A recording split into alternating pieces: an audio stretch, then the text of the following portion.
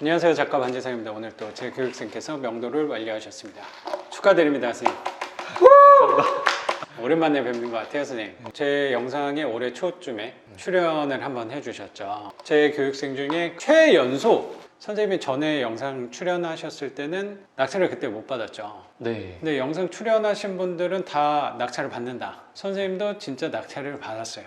열심히 하신 만큼 당연히 결과가 나온 거라고 생각하고, 저도 이 유튜브 하면서 생각한 게, 선생님도 그때 저한테 한번 찾아오셨었잖아요. 원래 열심히 하는 사람들인 거야. 근데 그 덕을 내가 되게 많이 봐요. 내 교육생인데 낙찰을 받고 명도를 한 거잖아요. 선생님한테도 좋은 일인데 나한테도 되게 좋은 일이잖아요. 선생님이 알아서 열심히 해서 잘 한 건데 내가 잘해서 그렇게 된 것처럼 보여지잖아요. 그래서 내가 선생님 덕을 많이 보는 거죠.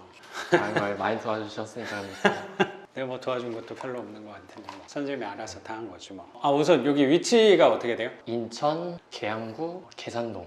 계양구 계산동. 인천에서 핵심 지역을 또 낙찰을 받았네. 낙찰은 한 달 전에 낙찰 받았고, 명도는 지난주? 이틀 전 토요일?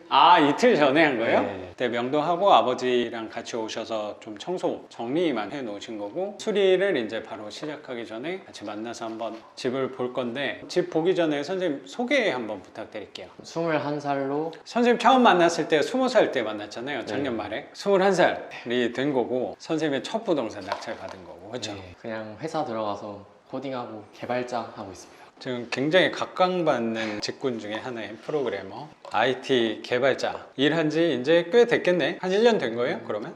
네, 1년 된 것 같아요. 회사에서 배우는 게 아니고 이제 써먹을 수 있을 것 같다는 생각이 좀 드네. 네, 처음에는 좀 이게 내가 여기서 월급 받아가도 되나 싶었는데 처음엔 그렇죠, 다. 근데 요새는 회사 매출 올리는데 기여하고 있나 봐요. 삐약하게 뭐 그게 하고 어디예요? 있잖아요. 전에는 피해를 끼쳤지만 지금은 보탬이 좀 되고 있는 거잖아요. 그러니까 선생님을 회사에서 쓰는 거지. 굉장히 이해타산이 심한 집단이라고 난 생각하거든요. 회사 고용주와 피고용인 입장에서는 괜히 안 써요.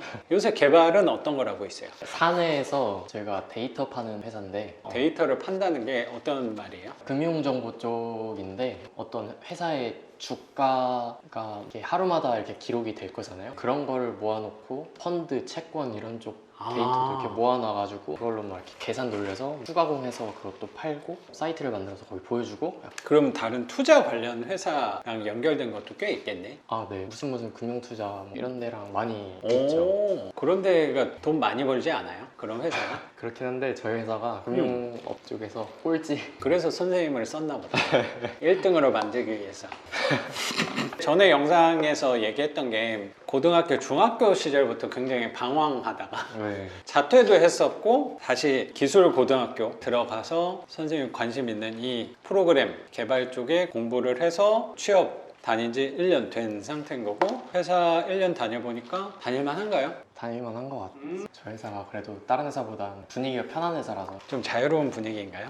선후배 간의 커뮤니케이션이 잘 되나 봐. 소위 말하는 꼰대라는 그런 게 좀 적은 것 같아요. 수업 언제 들었지? 작년 11월? 그러니까 거의 뭐 1년이 다 돼가네요. 선생님 올해 초에 보고 지금 8, 9개월 만에 거의 보는 것 같은데 얼굴이 더 나아진 것 같아요. 그때는 진짜 회사 다니기 싫은 얼굴이었던 것 같아요. 좀 불쌍했지만. 그리고 약간 사회의 때가 좀 묻은 느낌도 듭니다. 그런가요? 그래요? 좋다고 해야 되지. 좋은 거라고 생각해요. 그러면 선생님하고 얘기 나누기 전에 집 한번 봤는데, 우선 여기 싱크대 같은 경우는 선생님 예산을 여쭤봤는데 예산은 상관없다, 무한정이다, 이렇게 또 얘기를 하셔가지고, 이 싱크대 같은 경우는 편하게, 그리고 이 앞에 이 오른쪽에 있는 게 좀 안 이쁘잖아요. 이쁘고 안 이쁘고를 그렇게 중요하게 생각하지 않는 사람인 거 알죠? 근데 저런 거는 좀 거슬려요. 저게 월세를 5만 원 깎아 먹어요. 그래서 내가 바꾸자고 하는 거예요. 그리고 여기 기억자로 돼 있는 거는 쓸데없이 기억자로 돼 있으니까 우리는 수납의 효율을 생각할 필요는 없어요. 수리비만 생각하면 되는 거니까 그냥 요거는 인조대리석 쿡탑으로 일자로 놓는 걸로 했으면 좋겠고, 지금 등 같은 경우는 전체적으로 다 보니까 좀 어두운 느낌이 많이 들어요.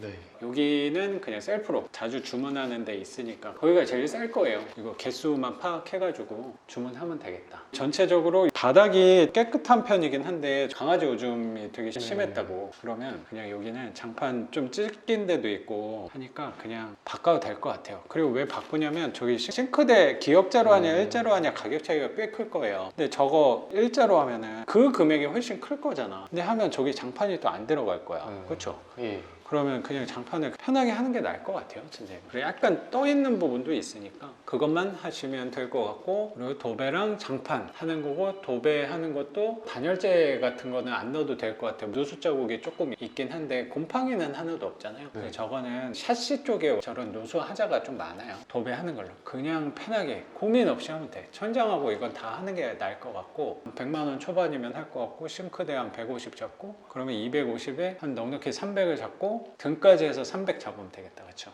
네. 화장실, 세면대랑 변기 이거 하면 한 50만 원 정도면 할 거예요. 장 할 거니까 60, 한 360에 뭔가 또 놓치는 게 있을 거니까 400.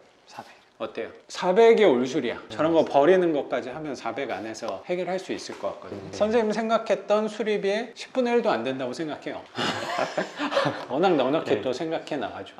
낙찰 받으면 정보 주신 분한테 반장님이었나? 조금 돈 더 드린다고 협상하고 그랬잖아요. 예. 그런 거 생각하면 여기는 진짜 돈 안 드는 편이라고 생각도 들어요. 뭔가 말을 하고 싶은 얼굴인데? 협상을 그때 하긴 했는데 안 했어도 됐었을 것 같다는 약간 그거. 그렇죠. 굳이 그런 얘기 안 해도 돼요. 괜히 욕심에 또 그런 정보 사실 그게 중요하지 않거든. 내가 생각할 때 어떤 정보를 얻고서 돈을 드린다고 했는지 그거는 이따가 여쭤보는 걸로 하고, 한 400이면 넉넉히 할 거니까 편하게 일단 싱크대부터 먼저 예약을 해놔요. 그건 내가 이따 번호 알려줄 테니까. 이거는 물론 내가 알려준 업체에 꼭 하라는 얘기가 아니에요. 선생님이 따로 비교하셔도 되는데, 그리고 순서 같은 게 헷갈릴 때가 있어요. 아까 여기 명도하고 나서 아버님이랑 엄청 열심히 청소했다 그랬잖아요. 도배장판을 다 할 건데 굳이 저 개 오줌을 굳이 닦을 필요가 있었나. 선생님이 아버님한테 말씀드린 거는 어차피 여기 새로 할 건데 뭐하러 청소하냐 했지만 아버님이 그래도 예의가 아니다. 그거 맞아요. 그럼 나는 진짜 예의 없는 사람이 되는 것 같아서 아버님 말씀이 맞아요. 어차피 이거 해가지고 좀 지저분하긴 한데 버릴 거니까. 이걸 만약에 청소하는 업체를 했다 그러면 내가 너무 들어오니까 돈 내고 하는 거 아닌가? 어떻게 보면? 맞죠.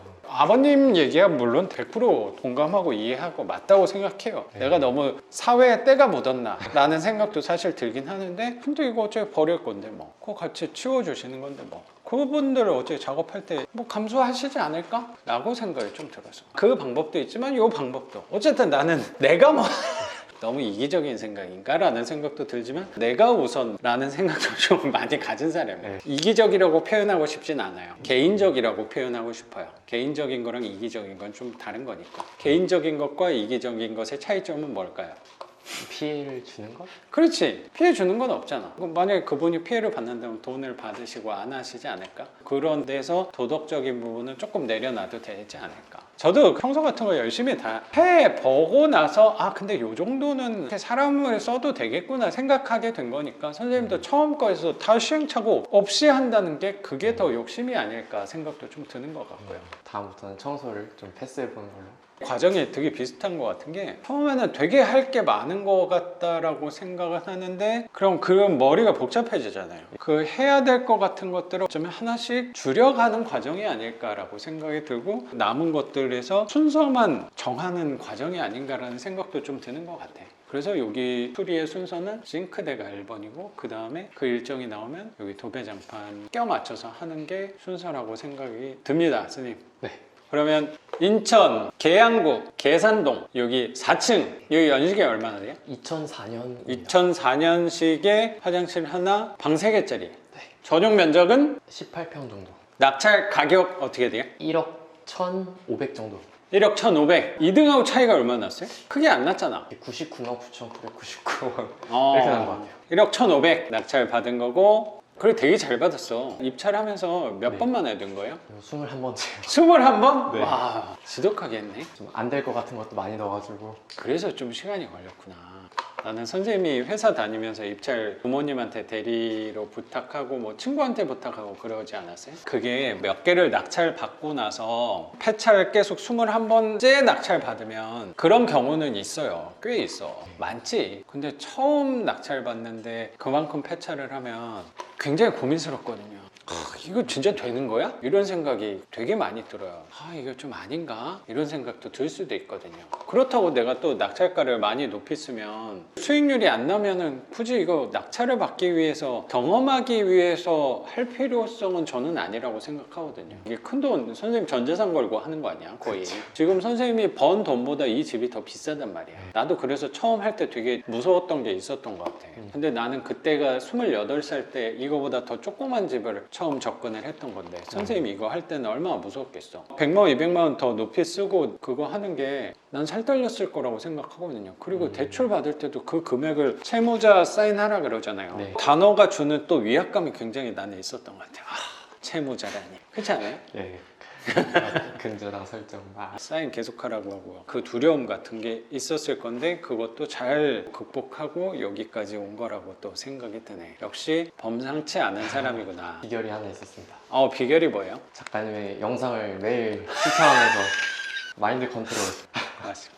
선생님 원래 제 영상 많이 봐주신다고 하셨죠. 게임 할 때마다 이렇게 틀어 놓으신다고. 네. 선생님 덕분에 시청 시간이 많이 늘어나서 유튜브 수입에 도움이 되는 것 같습니다.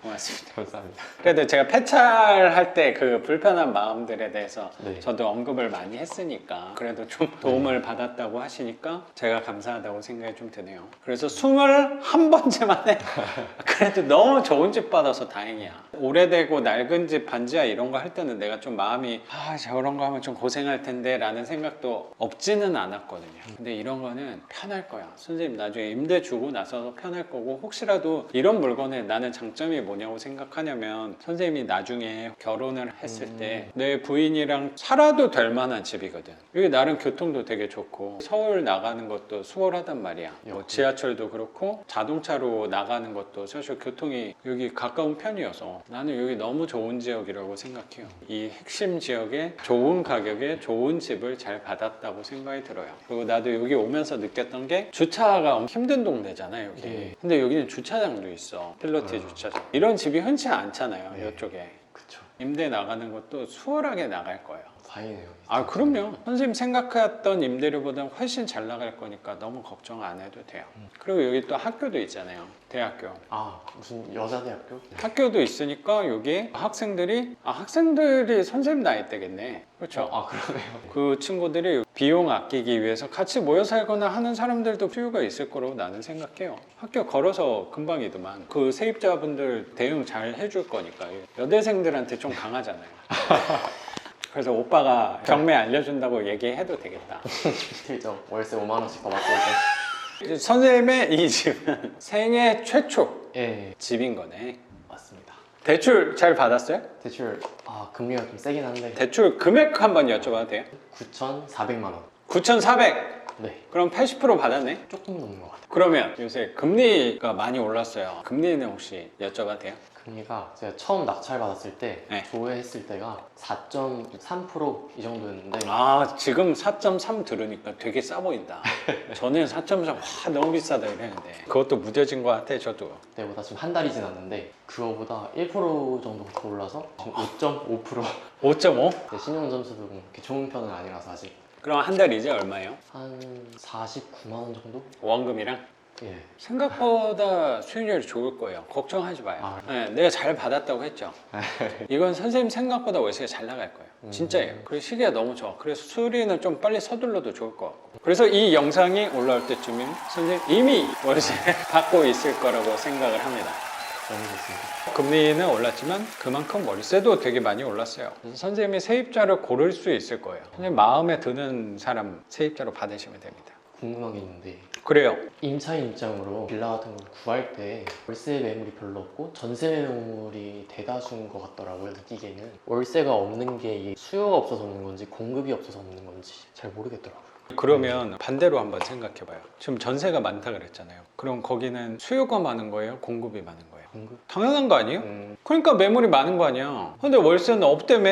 그럼 공급이 없는 거야? 수요가 없는 거야? 공급? 공급이 없는 거야. 그거 되게 단순한 논리예요. 매물을 찾아봤을 때 없으면 좋은 지역이라는 거야. 무서운 지역이라고 생각을 해요, 사람들이. 그렇지 않아요? 그래서 내가 자신 있게 얘기하는 거예요. 너무 좋게 얘기한다고 생각할 수도 있는데 아무 집이나 내가 좋다고 얘기 안 해요. 이건 진짜 좋은 집이에요. 이 집은. 그 가치를 선생님이 자체 하향 평가할 필요가 없어요. 자신을 가져도 되는 집이야. 배짱을 부려도 되는 집이야. 제가 여기보다 안 좋은 집을 본 적이 없어서 그렇게 생각하는 것 같습니다. 좀 신축급을 또 입찰하고 그래서 그런가? 이건 뭐 할 것도 없는 집이에요. 거저한 거예요. 진짜로. 명도에 저항이 있을 것 같았는데 그래도 명도까지도 이렇게 훌륭하게. 첫 부동산에서 한 달 만에 명도하는 거는 쉽지 않죠. 아무리 경매의 고수가 나타나도 한 달 만에 명도하는 건 쉽지 않아요. 아무나 이렇게 못해요. 21번을 폐차하고 낙찰을 받았으니까 할 수 있는 거예요. 5기로라도 내가 이거 낙찰 받으려고 몇 번을 입찰하고 돈을 얼마 썼는데 시간을 얼마 쓰고 했기 때문에 끝까지 와서 지금 상태에 온 거라고 생각을 합니다. 선생님. 사실 이 물건 낙찰 받는 것도 쉽지는 않았지만 명도할 때도 고민스러운 게 되게 많았어요. 낙찰 딱 받고 여기 왔었죠. 네, 아무도 없었고 그렇죠. 꽤 빈집이었죠. 아까 그 반장님하고 협상했던 거는 뭐예요? 선생님도 수없이 많은 폐차를 하면서 포지셔닝을 했다는 생각이 들어서 문 앞에 종이가 하나 붙어 있었는데 여기를 구매하실 분은 뭐 수리비가 미납한 게 있으니까 연락을 해봐라 반장님한테. 입찰하기 전에 네, 제가 문자를 드렸죠. 혹시 미납관리비가 어떻게 되시냐. 그랬더니 전화가 와가지고 여기에 대한 정보 같은 거를 이렇게 많이 말씀을 해주시더라고요. 어떤 걸 얘기해 주던가요? 여기는 반장님께서? 누가 살았던 것 같고 주변 일대 뭐 분위기는 어떻고 분위기 어떻대요? 살기 괜찮은 좋은 동네라고 하시는 것 같더라고요. 동네 정보도 집에 대한 정보도 주시고 미납 관리비는 얼마래요? 일단 관리비만 한 3, 40 정도 되고요. 이번에 비가 많이 왔잖아요. 외벽방수 공사인지 아니면 여기 옥상인지 한번 네네. 했나 봐요. 그래서 세대당 한 100만 원. 그럼 130. 예, 그 정도라고 말씀을 해주셨고 그래서 네. 제가 여쭤봤죠. 저처럼 이렇게 연락 온 사람이 있었냐 했더니 한 명 있었대요. 자기가 듣기로는 그 한 명은 어떤 아주머니인데 최저가로 뭐 쓴다고 했다. 그런 고급 정보까지 주신 네. 거네요.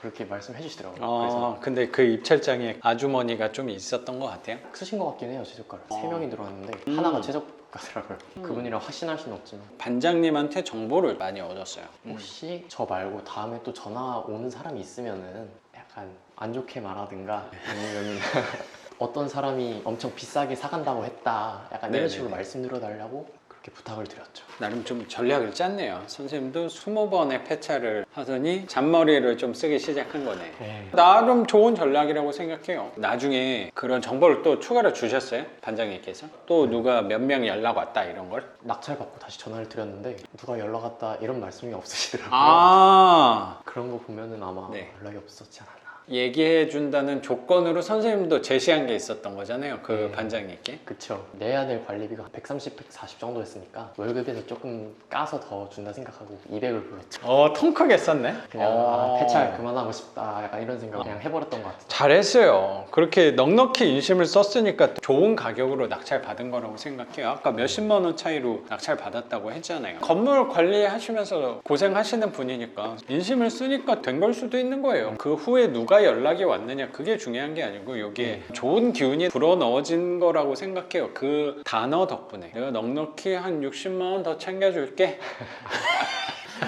인심 좋게. 잘했어요. 감사합니다.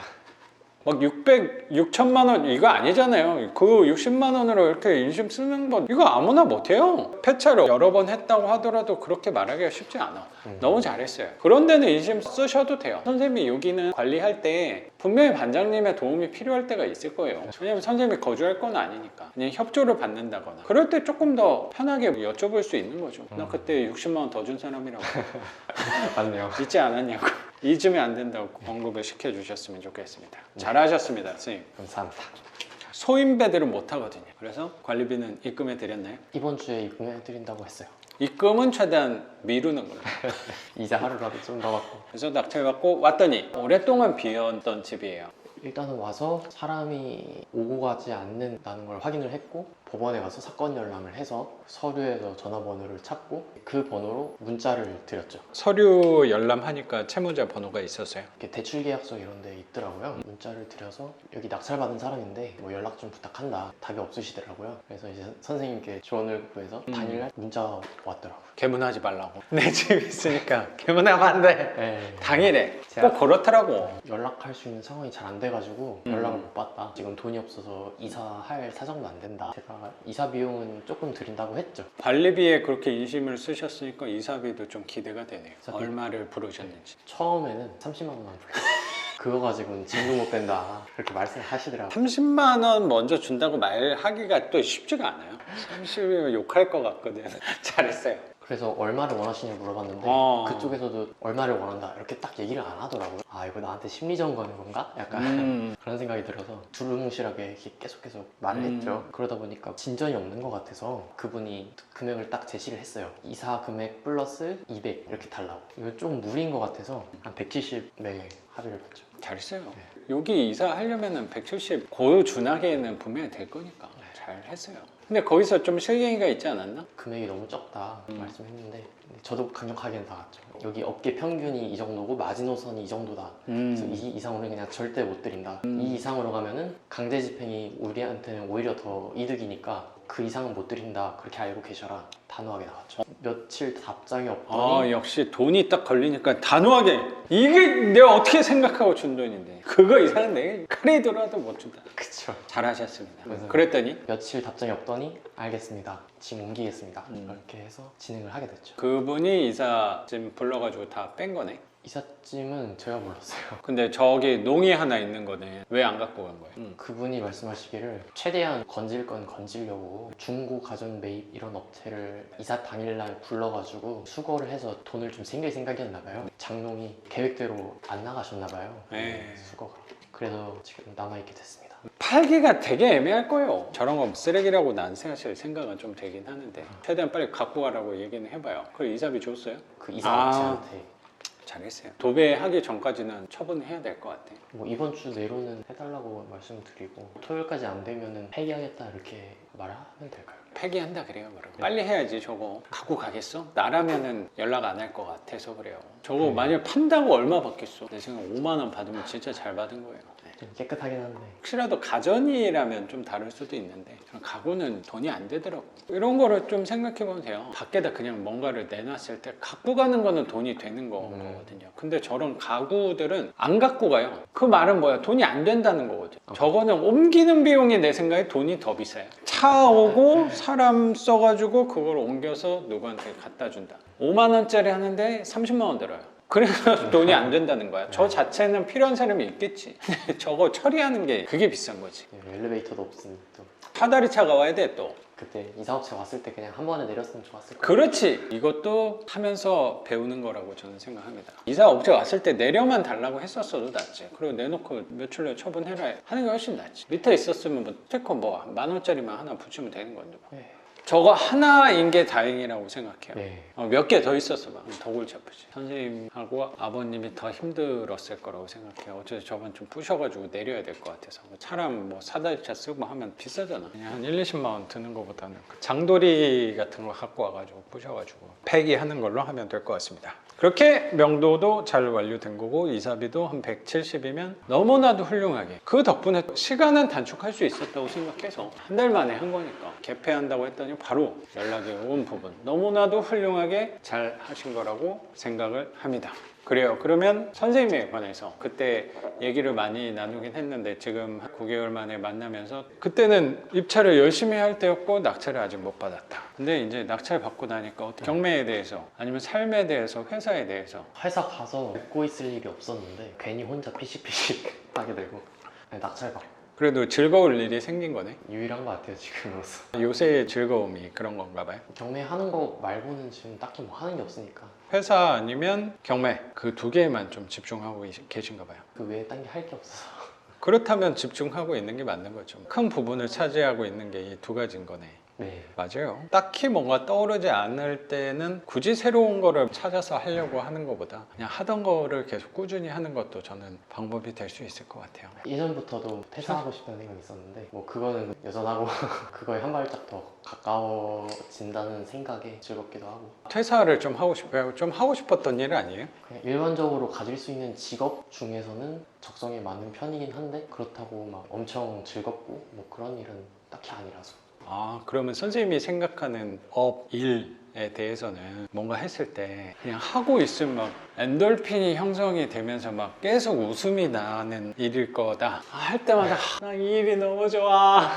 행복해. 이런 일을 찾고 있는 거예요? 선생님이 생각하는 그런 이상적인 일이라는 게? 그래도 좀 하고 나면 뿌듯한 그런 건 좋죠. 지금 하는 일에서는 그런 성취감이나 뿌듯함이 좀 생각했던 거나 좀 많지는 않구나 생각이 드나 봐요. 네, 조금 그런 면이 아무래도 회사다 보니까 저는 퀄리티 있게 뭔가를 만들어 보고 싶은데 회사에서는 시간을 정해주고 당연한 거긴 한데 그러다 보니까 뭔가 성에 안 차는구나. 네, 기계적인 느낌인 거네요. 주어진 매뉴얼 같은 것만 그대로 갖다 껴맞추는 느낌일 수도 있을 것 같고 네. 여기서 내가 변화시켜보고 개선시키고 할 수 있는 것들도 떠오를 수도 있는데 그런 쪽으로 일을 좀 생각을 하는 건데 회사에서는 굳이 그냥 하던 대로 되게 그리고 보수적인 빨리 개방적일 것 같은 회사 시스템일 줄 알았는데 아 제한이 되게 많구나. 그래서 이 회사 안에서는 아, 한계가 있구나 생각이 좀 드나 봐요. 네, 생각대로 할 수 없는 것들이 많이 있다 보니까 마감 기한 같은 것들도 좀 있는 건가 봐요. 네, 그렇죠. 아무래도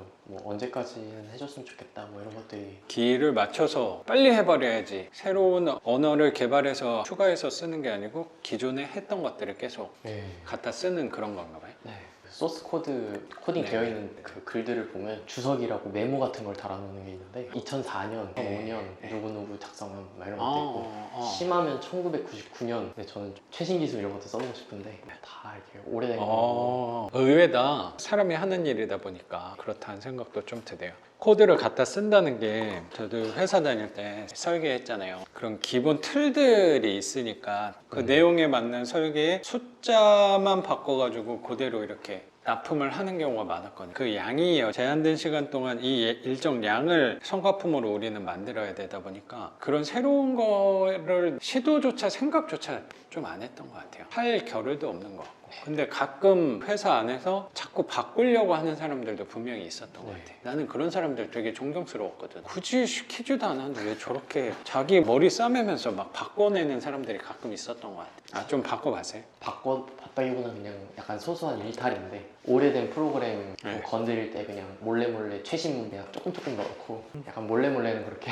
해봤는데 그거 말고는 딱히 없는 게 회사 일보다는 왜 이런 경매나 그런 데 더 에너지를 쏟고 싶다는 생각이 들어서 생각은 있는데 굳이 이렇게 새 걸로 바꾸려고 하고 그러진 않았던 것 같아요. 아, 그래도 그런 생각이 있다는 것 자체가 나는 놀라워요. 회사 안에서. 나는 전혀 그런 생각이 없던 사람이거든요.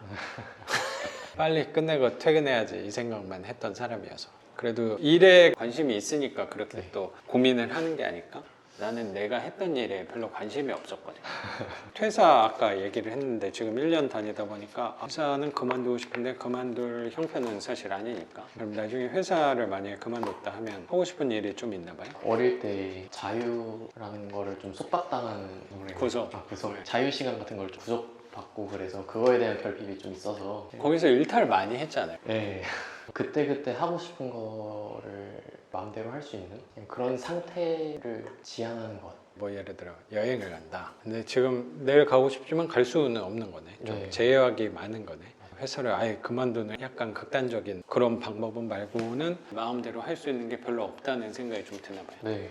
그 구속이 없다. 결국에 그게 돈이잖아요. 네. 예, 돈이 굉장히 많아. 그럼 뭘 할 거야? 친구들이랑 가끔 뭘 하자라는 아이디어가 여러 개 오고 가는 때가 있는데 예를 들어서 그 중에 하나는 전에 친구들끼리 한 달 렌탈을 해서 음악 스튜디오 같은 걸 렌탈을 해서 음악 같은 거를 만들어 보고 이런 것도 했었거든요. 작곡 이런 거예요? 예. 그쪽에 관심이 있어요? 악기 다루는 건 아니고 약간 힙합 이쪽 친구들이랑 관심이 있어가지고 되게 의외다. 그런 데 관심이 있구나. 곡을 쓰고 싶은 생각이. 취미로 할 수 있으면 좋을 것 같다는 생각이 들어요. 돈 떠나서 나는 그거 할 때 즐겁다는 생각이 많이 드나 보다. 이렇게 몰입해서 할 수 있나 보네. 친구들이랑 딱 하나 해서 결과물 되면 그것도 재밌고 그럼 그쪽에 임하는 친구도 있어요? 뭐 다 저처럼 취미로 뭐 그러면 취미로 하면 되는 거 아니야? 그리고 네. 지금 회사 다니면서 그 정도는 충분히 할 수 있는 거 아니야? 그리고 꼭 올인을 해야 되나? 하루 종일 그거를 해야 되나? 그렇지는 않죠. 그냥 회사 퇴근도 엄청 빨리 하는데 5시에 퇴근하는 거잖아요.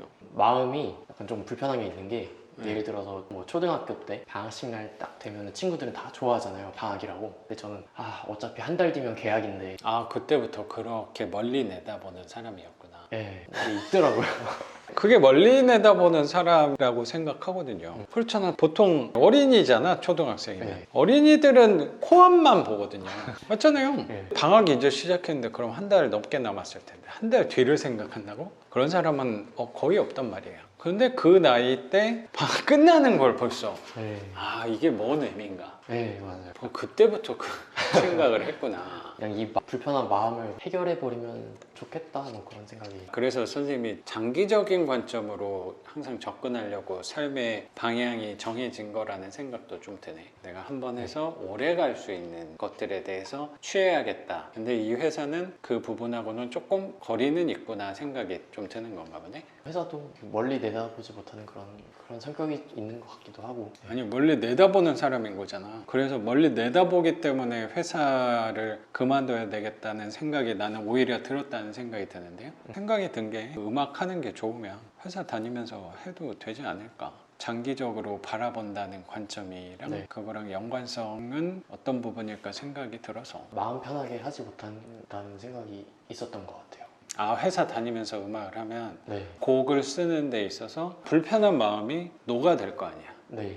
그 곡 속에. 근데 나는 편안한 마음으로 하고 싶은데 차라리. 네. 음악이 아니더라도 뭐 사랑하는 것 전반적인 거에서 아, 좀 주말에- 속 편하게 좀 네. 하고 싶은데 자꾸 불편하네. 불편한 마음으로 뭔가 할 땐 계속 찜찜하니까 그런 상태구나. 약간 일요일에 개그 콘서트 보다가 아. 딱 엔딩송이 나면은 내일 출근해야 되는데 이 마음이 들잖아요. 아, 그렇죠. 네. 그 마음 누구보다 잘 알죠. 선생님은 개콘 세대가 참 아닐 텐데 개콘 한 그런 비유를 한 건 거죠? 저도 봤었어요. 아.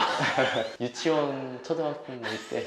그렇다면 이게 잘 맞아요. 난 그 마음이 별로 요새는 안 느껴지거든요. 그게 아예 까먹었어요. 어떤 느낌이었지가 생각이 잘 나질 않아요. 이번에 쓴 책을 쓸 때 그 느낌을 다시 느끼고 싶었거든요. 네. 개콘 끝났을 때 그 허무함, 10시가 약간 넘었을 때 뭘 하기는 너무 늦었고 그냥 자기는 아깝고 이제 또 희망이 없구나 이 마음. 네, 그게 저는 거의 뭔가 365일 있는 그게 계속 반복이니까. 나도 회사 다니면서 쳇바퀴 계속 도는 느낌이야. 금요일 밤이 되면 기분이 너무 좋고 일요일 저녁이 되면 사실 금요일 밤도 좋은데 금요일은 출근하면서도 좋잖아요. 사실 한 목요일 밤부터 좋잖아 좀. 네, 이제 끝나가는구나 평일이. 근데 일요일 저녁 때 그 불편함. 회사를 저도 그만두고 나서는 그 부분은 아예 없어지긴 했어요. 어떠신 것 같아요? 이렇게 없어진 다음에. 그게 없어진 거는 좋죠. 근데 그 다음에는 또 다른 게 나와요. 내가 생각할 때는. 어쩌면 선생님이 생각하는 건 그게 없는 상태를 좀 생각한다면 네. 일요일 밤에 불안한 마음 같은 게 없는 상황을 탈피하기 위해서는 이 회사 쳇바퀴에서 벗어나야 된다는 거잖아요. 그거는 맞는 것 같아요. 저는 그 상태에 좀 가까울 수 있잖아요. 그럼 그 마음은 분명히 없어진 거는 맞아요. 그러면 선생님이 생각했을 때 나는 어쩌면 이상에 가까운 삶을 살고 있는 거잖아. 네, 어떻게 그렇다. 보면. 네.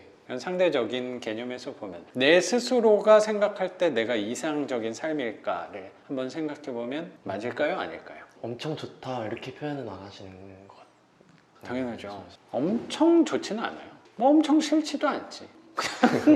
그냥 나는 요새 이런 게 차라리 좋아요. 그러니까 회사 다닐 때 기복이 날짜와 연휴, 요일에 따라서 나의 기분이 좀 정해지는 것들이 생겼잖아. 근데 나는 요새 예전보다 삶이 마음에 드는 것 중에 하나는 외부 상황에 내가 좀 덜 흔들려서 좋은 건 있어요. 그러니까 덜 흔들린다는 거는 좋다 나쁘다가 덜해진 거예요. 더 좋은 것도 별로 없고 덜 나쁜 것도 별로 없어요. 나는 이게 좀 좋더라고. 왜 더 좋냐면요, 덜 좋은 거에 대해서는 좀 아쉬움이 분명히 있어요. 일요일에 불편함도 많은데 금요일 날의 설레임도 어쩌면 잊어버린 것 같아요. 더 좋은 것도 좀 사라진 건 맞는데 더 안 좋은 것도 사라졌고요. 이제는 여기에 초점을 좀 맞추는 거야. 더 안 좋은 게 사라졌다는 거예요. 그래서 편차가 좀 줄은 거. 나는 요 상태로 살고 싶다는 마음이 그냥 더 든 거예요. 기복 없이. 기복이 좀 덜한 거였지. 기복이 없지는 않겠지만 전보다는 좀 덜 할 수 있는 것 같아. 그런 부분은 마음에 들긴 해요. 어떻게 보면 이거 불편할 수도 있거든. 선생님 오늘 갑자기 명도했다 그래가지고 오늘 바로 만난 거잖아요. 어떻게 보면 스트레스가 될 수 있지. 근데 나도 그 생각을 하거든요. 선생님하고 올 때 갑자기 선생님 연락 왔을 때 그래도 오늘 그냥 보는 게 더 나을 것 같냐고 했냐면 어차피 봐야 되거든. 근데 어차피 한번 와준다고 했는데 굳이 또 미뤄가지고, 그리고 오늘 마침 나온 김에 나오는 게 더 낫다고 생각해서 한 것도 좀 있는 것 같아요. 이런 것도 스트레스일 수도 있잖아, 어떻게 보면. 아, 나 요새 바빠서 뭐 이렇게 사실 말을 해도 되는데, 아, 근데 한 2주 동안은 좀 가기 어려울 것 같아. 예약이 꽉 찼어. 그 예약 어떻게 확인할 건데, 사실. 그럼 내가 마음이 너무 불편하니까. 근데 이런 것도 어쩌면 스트레스일 수도 있는데 내 안에서는 선생님은 상대적으로 편안한 마음 가벼운 상태에서 왔을 거라고 생각을 좀 하거든요. 내 나름대로는 일이잖아요. 이게 회사 일 같은 거. 그럼 나는 부담도 있지. 중압감 같은 것도 있을 수도 있죠. 그 이상은 어차피 존재하지 않는 거잖아요. 되게 좋아하는 작가 중에 한 명이 동물농장 쓴 사람 조지 오웰을 되게 좋아해요. 기억 남는 대목이 하나 있는데, 치통이 있는 사람들은 이상적인 생활이라고 생각하는 거는 치통이 없는 삶을 이상적인 삶이라고 생각을 한다는 거야. 근데 치통이 없는 사람들한테 물어보면 그 사람은 이상적인 삶일까를, 그런 거를 보고, 아, 이게 선생님이 뭔가 지금의 삶보다 나은 방향을 자꾸 꿈꾸는 게 있잖아요. 그쪽으로 나아가기 위해서 이 경매를 또 하는 부분도 분명히 있는 거니까. 근데 내가 왜 아까 평이한 게 나는 그냥 좋은 것 같다라고 얘기했냐면, 그게 뭐 선생님 너무 이 젊은 나이, 어린 나이에 좀 조심스럽다는 얘기, 아니면 약간 염세주의적인 얘기라고 생각할지도 모르겠는데, 그거는 어차피 내 상황이 오더라도 똑같아요. 나도 그런 부분을 많이 느꼈던 것 같아서. 월세도 비슷하잖아. 월세도 생각을 해봐요. 선생님처럼 처음 낙찰받고 했을 때도 있었겠지. 그러면 선생님은 이제 집수리 다음 단계 생각하고, 이제 집 내놓고 하면은 세입자, 이 월세 얼마 받아야지 하는 생각, 그거 다 받으면 끝이 아니지. 다음에 두 번째, 세 번째 10개 해서 한 300만 원, 500만 원 만들어야지. 그게 있죠. 그리고 500만 원 끝일까? 더 하고 싶어서. 그렇죠. 그러면 한 20개, 30개 해서 1000만 원, 2000만 원 해야지라는 생각이 분명히 더 들 거야. 왜냐면 여기에서 돈 맛을 느끼게 될 거거든.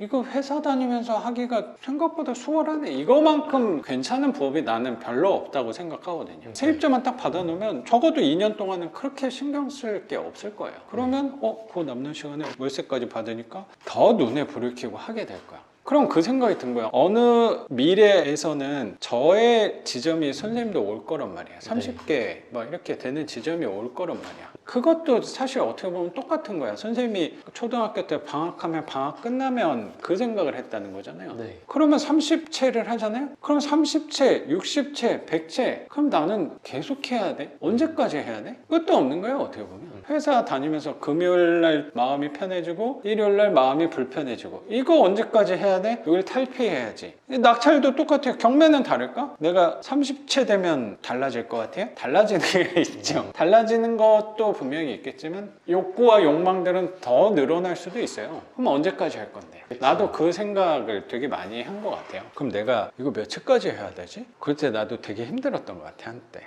그 선은 분명히 회사 그만두고 한 몇 년 지나고 수업하면서 그런 생각을 많이 했던 것 같아요. 나는 왜 하지? 이거 해서 지금 월세 한 50만 원, 100만 원 내가 하나 늘어도 사실 그렇게 의미가 없어요, 나한테. 어떻게 보면 전보다는 내가 월급을 200만 원, 300만 원 받을 때 월세 100만 원 늘면은 한 30% 내 수입이 느는 거잖아.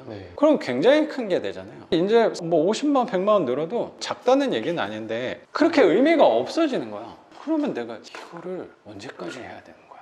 그 생각도 되게 드는 거야. 요새는 그런 부분을 아예 생각을 덜 하게 되는 것 같아요. 그냥 놔버리신 거예요? 그거는 논다는 표현이랑 조금 달라요. 내가 생각할 때. 그거는 생각을 별로 안 하는 거야. 논 거랑 안 하는 거랑은 좀 다를 수도 있거든요. 그 생각을 아예 안 하고 최대한 즐거움에 초점을 좀 맞춰요. 그 행위에 대한 즐거움. 경매할 때 난 즐거움 분명히 있거든요. 물건을 보면서 이거 할 때 기대감과 희망감 같은 것들이 있잖아요. 아, 내가 저만큼 이런 거. 경매 입찰장 가가지고 선생님이 입찰 간 적도 있잖아. 네네. 떨리잖아. 그런 거. 그것만을 즐기려고 하는 것도 비중을 더 두려고 하는 거예요. 이거는 과정인 거고, 아, 결과물, 월세. 거기에 초점을 맞춘 거죠. 네. 전에는. 거기에 비중을 조금 더 두고 갔었던 건데, 내가 옛날하고 달라진 거는 거기에 비중을 더 둔다기보다 지금 내가 느끼는 행위 자체에 초점을 더 맞추는 거예요. 그 노력을 많이 하는 거예요. 그러면 요 행위 자체는 빨리 지나가 버려야 된다는 시기일 수도 있는 거야. 어떻게 보면. 그렇지 않아요? 나는 그렇게 회사 생활을 사실 했거든요.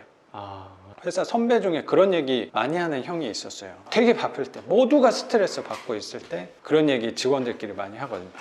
이 또한 지나가리, 뭐 이런 말들 회사원들 되게 많이 한다고 생각하거든요. 프로젝트 끝난다 하면 좀 쉴 수 있으니, 그럼 이 시간은 잉여의 시간인 거야. 빨리 지나가 버렸으면 하는 시기. 난 그런 시기들 너무 아깝다고 생각했거든요. 그 시간들. 네. 어쩌면 그 시간들이 불편해서 내 젊은 시간을 여기다 쓰고 싶지 않다 해서 회사를 나온 부분들이, 그게 사실 되게 큰 이유였어요. 회사를 나온 게. 일에 재미가 없고 스트레스 이런 부분보다 선생님 느꼈던 부분은 이제 타성이 분명히 젖을 거예요. 거기 있다 보면 그게 갑자기 두려움으로 올 때가 있을 거예요. 내가 이렇게 되면 내 미래가 너무 뻔히 보이는 거야. 나보다 선배들을 보면 내 미래가 막 보이잖아요. 네. 그 느낌이 들고 내가 아무것도 못한다, 어차피 똑같구나를 느끼니까 여기 있는 시간 자체가 나는 되게 아까워서 나오려고 했던 것 같아요. 돈을 안 받아도 나 혼자 그냥 가만히 앉아 있어도 좋을 것 같다라고 생각하는, 그런 생각이 많이 들 때 회사를 그만둬야겠다고 생각을 많이 하는 것 같아요.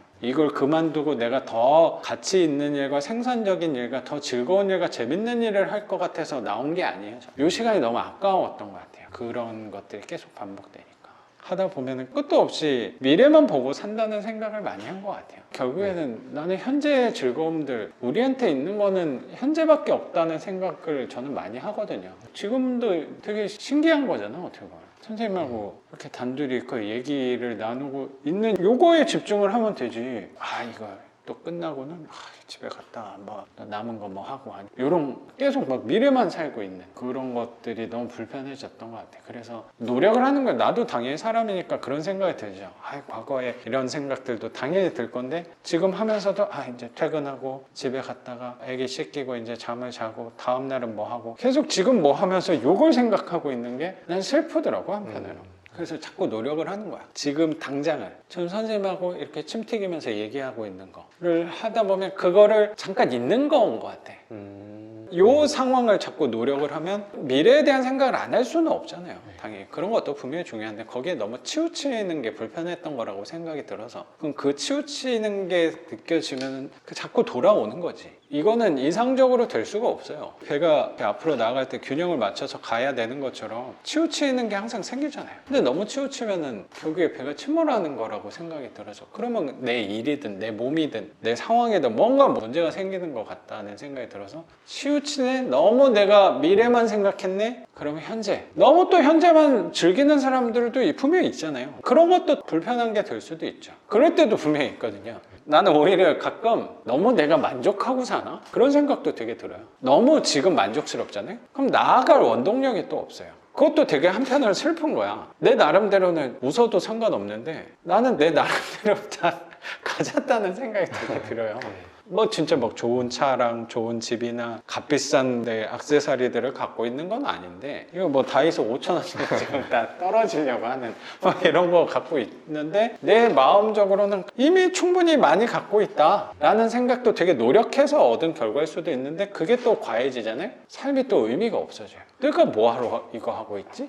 내가 뭐하러 수업하고 돈을 더 벌고 낙찰을 받고 뭐하러 하지? 라는 생각도 올 때도 있죠. 그럴 때는 또 일로 치우친 거야, 내 생각엔. 그러면 좀 미래 좀 생각하는 거야. 그러면 이제 조금 더 좋은 집도 가보자. 그럴 때는 너무 만족하는 거 같네. 그럴 때는 지금보다 더 좋은 차도 한번 생각을 해보자. 이것도 나름 또 즐거움과 재미가 있을 수 있잖아. 선생님 같은 경우도 어쩌면 불만족스러운, 끝이 없다라고 쳇바퀴 도는 거, 그거 맞아요. 근데 그쪽으로 너무 치우쳐 있는 거는 그렇게 좋은 게 아닐 수도 있어. 마음의 병이라는 것들은 보면은, 예를 들어 우울증 같은 경우가 나는 대표적으로 그런 것 같은데, 우울증이 기분이 항상 슬픈 게 우울증이 아니잖아요. 마음이 우울함으로 갔다가 우울할 수 있잖아 사람이. 근데 돌아오지를 못하는 거야.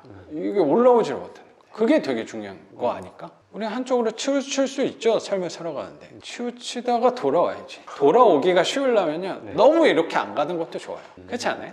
그래서 내가 아까 기분이, 내 마음 상태가 큰 즐거움이 사라진 것도 불편하긴 한데 되게 안 좋은 일도 좀 덜해진 거가, 그게 만족스럽다는 게 그런 것 같아요. 이 상태에서는 돌아오기가 좀 수월한 것 같아서, 중심을 잡기 수월한 것 같아요, 상대적으로. 그래서 옛날보다 만족스럽다는 생각이 선생님하고 얘기하다 보니까 좀 느껴지는 것 같네요. 그런 부분이 되게 좋아, 말하다 보니까. 나도 바쁠 때는 되게 바쁘거든.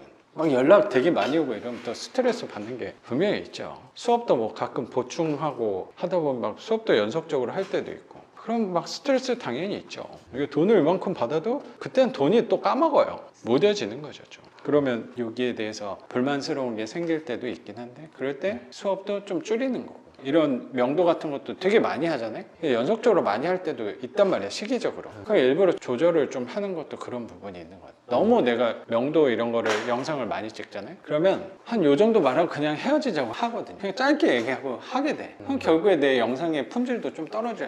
이미 떨어졌는데 더 떨어질 수도 있는 거잖아. 원점으로 돌아올 수 있는 그렇지. 맞아요.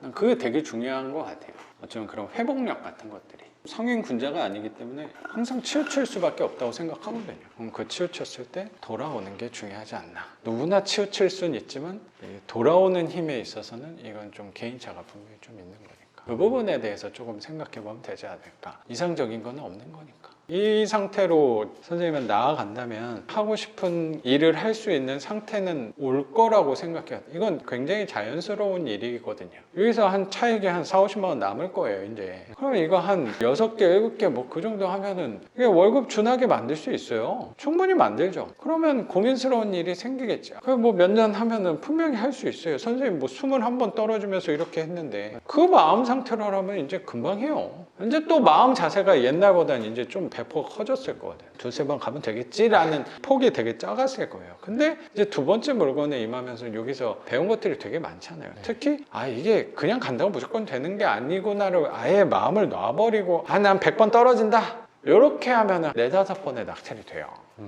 그렇게 하다 보면 월세가 월급을 넘어서는 날이 분명히 오겠죠. 그렇지 않아요? 이건 자연스러운 거 아닌가, 굉장히? 그러면 선생님이 생각하는 이상적인 꿈꾸던 날에 도달할 거야. 근데 지금 21살이잖아. 근데 한 3년, 길어야 4년, 뭐 5년 해서 월급만큼 만들었어. 그러면 몇 살이야? 26살이야. 그때 26살에 하고 싶은 일, 꿈을 이룬다. 슬플 수 있겠네요. 그것처럼 슬픈 일이 있을까라는 생각도 되게 들어요. 너무 빨리 성공한 게 불행한 거예요. 젊은 나이에 성공한 게 굉장히 불행한 거라고 난 생각해요. 연예인들을 보면 가끔 젊은 나이에 성공한 사람들이 좀 있잖아요. 계속 승승장구하는 사람도 물론 있겠지만 정점에 올랐다가 꼬꾸라지는 사람들도 나는 많다고 생각이 좀 들어서 비참할 정도로 바닥으로 떨어지는 사람도 꽤 많잖아요. 연예인들은 우리가 눈으로 비춰지는 것들이 더 부각되는 면들이 많을 수도 있는데 그게 꼭 연예인뿐만 아니고 회사나 그런 쪽에서도 나는 비슷하다고 생각도 들어요. 이런 부분에 대해서도 조금 더 오래 본다면, 길게 늘려서 본다면 30살, 40살 이렇게 보는 게 아니고 60살, 70살 내가 죽는 눈 감는 날로 이렇게 멀리 늘려서 본다면 조금 더 태연해질 수 있을 거라고 생각해요. 하루 쉬는 날이 있어서 그때 불편함을 잊고 한번 하루 놀아보자 했는데 되게 할 게 없긴 하더라고요. 좋은 건가? 아주 정확히 그 느낌이야. 내가 경매 즐거움이 갑자기 그때 떨어지는 거예요. 내가 이거 한 채 받아서 월세 50만 원, 100만 원 늘려서 원래 그것 때문에 내가 지금까지 했잖아요. 근데 이제부터는 그 달콤함이 사라졌더니 이게 즐겁지 않은 거야. 경매하는 게. 나도 젊은 편이야. 선생님은 어린 편이고 나는 젊은 편이야. 그럼 내 남은 삶을 뭐 하고 살지? 난 이 즐거움이 있는데? 라고 생각하게 된 것 같아. 할 게 없어요. 그래서 하루만 그렇게 느꼈는데 작가님은 하루가 아니라 앞으로 계속. 내가 퇴사할 때도 그런 생각이 좀 들었어요. 책을 딱 쓰려고 했을 때 30대 중반이었으니까 이거를 만약에 한 60대나 70대 때 딱 이 정도 했잖아요. 나는 굳이 막 책을 쓰거나 하진 않았을 것 같긴 해요. 월세 받는 거 있으니까 그걸로 살아도 되거든. 민원도 들어오고 뭐 집 고치고 뭐 그런 거 사람 쓰지 말고 내가 그냥 소일거리로 하면 되지. 그렇게 살았을 수도 있을 것 같아. 근데 그때 당시에 아직 젊은데 이 상황은 좀 빠른 것 같은데 그럼 뭔가는 더 하는 게 낫겠다 생각한 것도 있었던 것 같아. 거기서도 균형을 맞추려고 노력을 한 것 같다는 생각도 드네요. 제가 쫓는 이상이 뭐 그렇게 달콤하지 않을 수도 있다. 아, 달콤한 건 맞아요. 근데 달콤함이 오래가지 않는다는 거죠.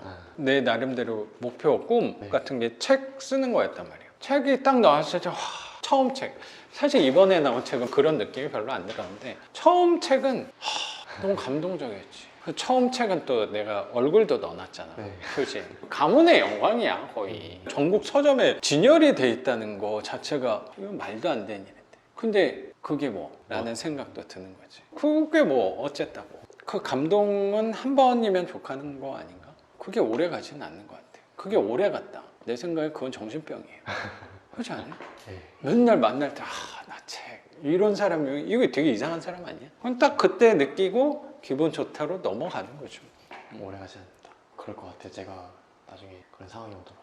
맞아요. 그래서 좀 지금에 집중하는 것도 나는 되게 도움이 많이 되지 않을까. 이 시간들이 또 모여서 선생님이 생각하는 그 즐거움에 도달할 수 있는 거니까 이게 결코 헛된 거는 당연히 아닌 거니까. 그렇죠. 선생님하고 지금 말하는 것도 괜히 만나게 한 건 아닐 거라는 생각도 분명히 저는 들어요. 지금 자녀가 있으시잖아요. 자녀가 있지. 네. 교육을 어떤 식으로 하실 생각이실지 그런 게 좀 궁금해요. 보통이면 이렇게 사교육 같은 것도 많이 쓰고 하는데 어릴 때부터 학원 보내고 막 다르게 하실 생각인지.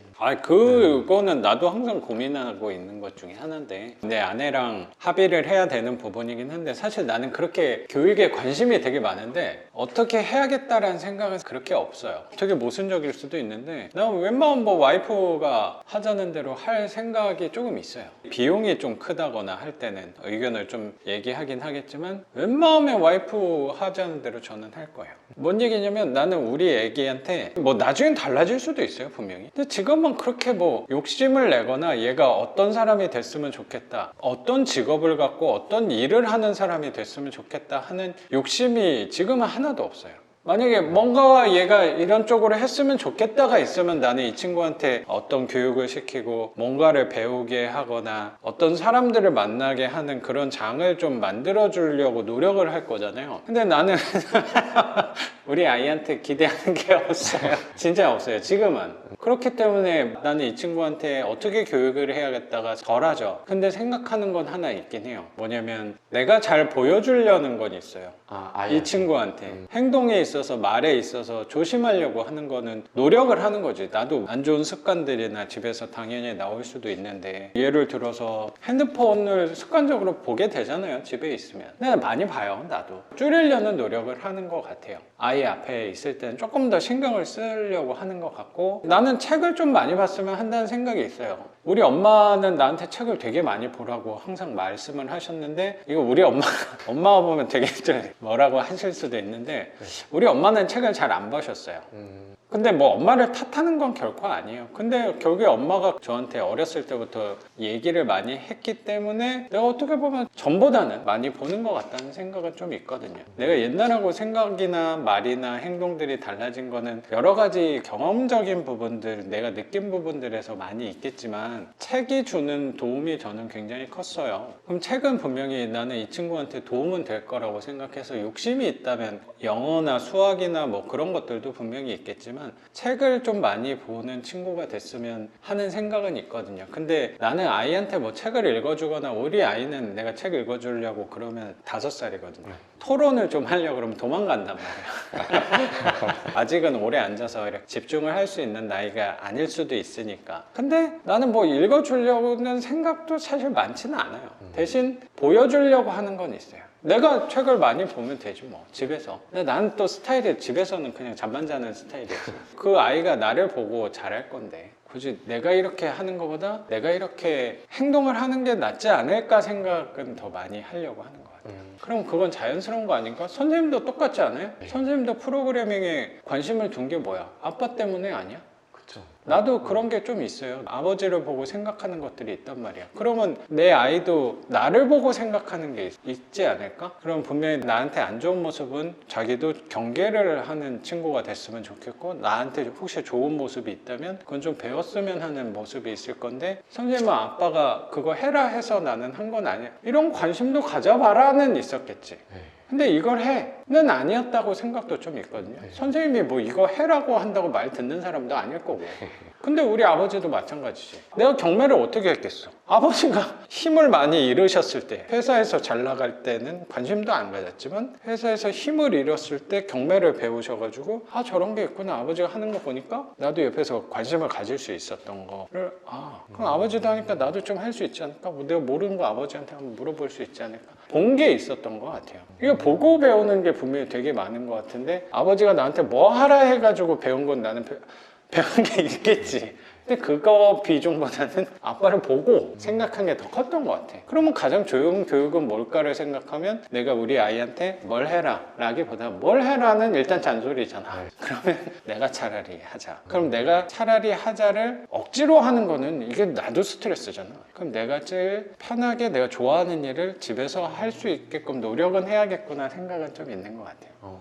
제가 또 미래를 너무 내다보니까 만약에 나중에 아이가 생기면 교육은 어떻게 해야 되지? 막 벌써 이런 생각부터 그냥 생각을 맞아요. 해봤는데 아니 그냥 뭐 재밌잖아요. 이런 거. 나도 잘 하는 사람은 아니라고 생각하는데 뭐 이렇게 얘기하면 분명히 와이프가 뭐라고 할지도 모르겠는데 근데 뭐 그쪽을 지향한다는 거지. 나도 어떻게 보면 무관심으로 비춰줄 수도 있다는 생각도 들어요. 괜찮은 것 같은데. 나는 별로 바라는 게 없기 때문에 이렇게 하는 것 같아요. 사람과의 부딪힘은 기대함에 있어서 나는 생긴다고 생각해서 다 마찬가지인 것 같아요. 회사 사람들끼리도 그런 것 같고 부모 자식 간에도 기대감 때문에 부모가 자식한테 기대하는 부분도 있겠지만 자식이 부모한테 기대하는 부분도 부딪힘이 생기잖아요. 아 내가 결혼할 때 이 정도는 아버지가 해주겠지 뭐 이런 것들 너 있을 수 있잖아. 자식이 부모한테 기대하는 게 있을 수도 있을 거니까. 선생님 나중에 여자친구가 만약에 생겼을 때도 이 친구가 나를 위해서 어떤 걸 해줬으면 기대감, 얘는 이 정도를 나를 해주겠지, 이런 기대감들 때문에 결국에 이 다툼이 일어나는 것 같아요. 인간관계에서 무난하게 살아가려면 상대방한테 기대하지 않는 거지. 그렇지 않아요? 그래서 기대감이 그거는 이게 인간관계라고 하니까 한정적일 수도 있는데 뭐든지 나는 삶의 태도를 기대감인 것 같아요. 선생님 이게 좀 미안한 얘기일 수도 있는데 난 선생님 만나면서 기대를 안 하고 왔거든. 내 스스로. 근데 뭐 발설은 하지 않는 거지. 근데 마침 대화 주제가 나왔으니까 얘기를 한다면 난 선생님한테 뭐 기대하는 게 없는 거야. 대화하는 것도 뭐 재미있을 거라고 아예 아무 개념이 없이 그냥 온 거야. 그랬더니 조금 내가 관심 있는 주제에 대해서 얘기를 하니까 되게 재밌는 자리가 되는 거지. 그렇지 않아요? 만약에 선생님하고 만나가지고 선생님 중학교 고등학교 때 놀았던 얘기, 일탈했던 얘기 진짜 재밌겠다 만약에 하고 왔잖아요. 그럼 또 재미가 없었을 수도 있다고 생각도 들어요. 오히려 실망이 있을 그렇죠. 그것도 되게 비슷한 것 같아요. 입찰할 때도 좀 비슷하잖아. 선생님 요거 낙찰 받았을 때 이거 낙찰 받는다고 생각을 좀 했어요? 이번에도 안 될 것 같긴 한데 될 것 같기도 하고 모르겠다 약간 그냥 그 정도. 그렇죠. 평정심을 좀 찾게 된 거 아니야. 처음에는 안 그랬을 거라고 생각하거든요. 가면은 이번에 좀 힘을 썼으니까 될 것 같아. 기대감. 맞아요. 난 기대감 되게 좋다고 생각하는데 그 부분이 싫었던 거야. 떨어졌을 때 상실감도 되게 크잖아요. 그게 난 되게 불편하더라고. 그것 때문에 기대를 좀 놓은 것 같아. 기대감은 되게 좋은데 그게 안 됐을 때에 대한 이 상처가 좀 있지 않아요? 나름의? 뭔가 힘들게 왔는데 입찰장에 그렇지. 떨어지면 그리고 막 시간 어렵게 내서 사는 건데 연차 제대로 낼 수도 있는 상황도 아니고 근데 막 눈치 보면서 어렵게 연차 내가지고 왔는데 안 됐다. 그 상실감이 이거 내가 계속 해야 되나, 이거 오래 못 하겠다, 그럼 경매 말고 다른 걸 해야 되나, 다른 쪽으로 눈을 돌린 사람도 많거든요. 일반 매매가 나쁘다는 게 아니고 일반 매매 쪽으로 가는 사람들도 있어요. 왜냐면 이거 하나 받기가 쉽지 않거든. 근데 일반 매매는 그냥 보이잖아. 그러면 유혹이 될 수도 있지. 물론 경매가 정답은 아니니까. 근데 일반 매매는 안 맞는 게 있어요, 우리랑. 특히 대출에 있어서는 불편할 거야. 삶에 대해서도 기대감을 좀 내려놓는 거, 사람에 대해서도 기대감을 내려놓고, 자식 교육에 있어서도 이 친구한테 그냥 건강하게만 자라다오. 그렇죠. 그거랑 같은 거지. 근데 이게 나이를 먹을수록 기대하게끔 될 수도 있다고 생각도 들어요. 모르지 뭐. 나도 지금 너무 애기니까 이런 생각이 들 수도 모르겠는데 시간 지나면 또 모르겠지 뭐. 생각 바뀔 수 있어. 생각이 좀 바뀌었다, 아니면 좀 달라진 것 같다, 그럼 선생님이 좀 얘기를 해줘요. 초심을 좀 잃은 것 같다. 왜 이렇게 기대하냐고 아이한테. 그런 얘기를 좀 해주면 나도 치우쳤다가 다시 중심을 잡는 그 과정이 삶이 아닌가라고 생각이 좀 들어요.